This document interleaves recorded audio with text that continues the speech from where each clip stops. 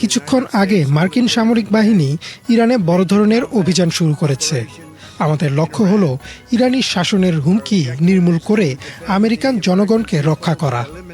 তারা অত্যন্ত কঠোর ও ভয়াবহ একদল মানুষ।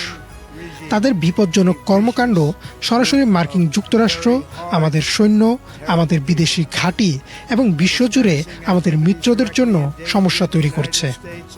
৪৭ বছর ধরে ইরানি শাসন আমেরিকার নিপাত যাক বলে স্লোগান দিচ্ছে এবং রক্তপাত ও গণহত্যার এক অবিরাম অভিযান চালিয়ে যাচ্ছে, যেখানে তাদের লক্ষ্যবস্তু হয়েছে মার্কিন যুক্তরাষ্ট্র, আমাদের সৈন্য এবং বহু দেশের নির্দোষ মানুষ। এই শাসনের প্রথম কাজগুলোর মধ্যে একটি ছিল তেহরানে মার্কিন দূতাবাসে সহিংস দখলদারিত্বে সহায়তা করা এবং ৪৪৪ দিন ধরে কয়েক ডজন আমেরিকানকে জিম্মি করে রাখা। ১৯৮৩ সালে ইরানের প্রক্সিরা বৈরুতে মেরিন ব্যারাকে বোমা হামলা চালায়, যাতে ২৪১ জন মার্কিন সামরিক সদস্য নিহত হয়। ২০০০ সালে তারা ইউএসএস কোল আক্রমণের কথা জানত এবং সম্ভবত এতে জড়িতও ছিল। অনেকে মারা গিয়েছিল। ইরানি বাহিনী ইরাকের শত শত মার্কিন সেবা সদস্যকে হত্যা ও পঙ্গু করেছে।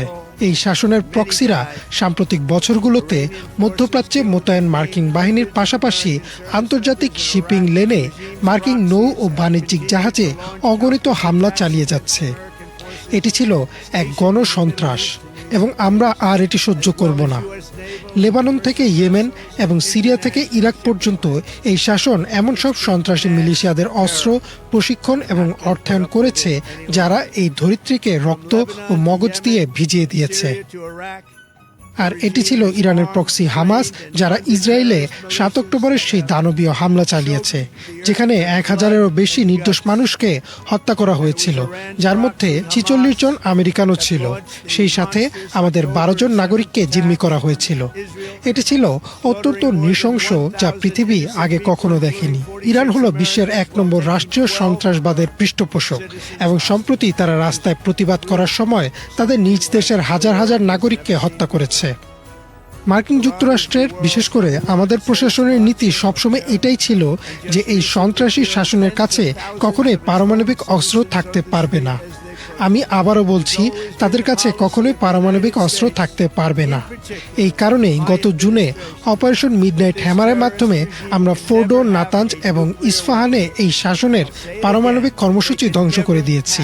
এইসব কারণে মার্কিন সামরিক বাহিনী এই অত্যন্ত দুষ্টু, উগ্র স্বৈরাচারকে আমেরিকা এবং আমাদের মূল জাতীয় নিরাপত্তার স্বার্থের জন্য হুমকি হওয়া থেকে বিরত রাখতে একটি বিশাল ও চলমান অভিযান পরিচালনা করছে।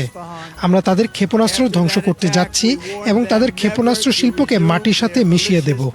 এটি আবারও সম্পূর্ণভাবে নির্মূল করা হবে। আমরা তাদের নৌবাহিনীকে নিশ্চিহ্ন করতে যাচ্ছি।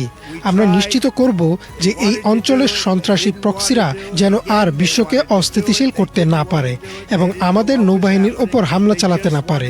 তারা যেন আর তাদের আইডি বা রাস্তার ধারে বোমা ব্যবহার করতে না পারে, যা হাজার হাজার মানুষকে মারাত্মকভাবে আহত ও হত্যা করে। এবং আমরা নিশ্চিত করব যে ইরান যেন কোনো পারমাণবিক অস্ত্র না পায়।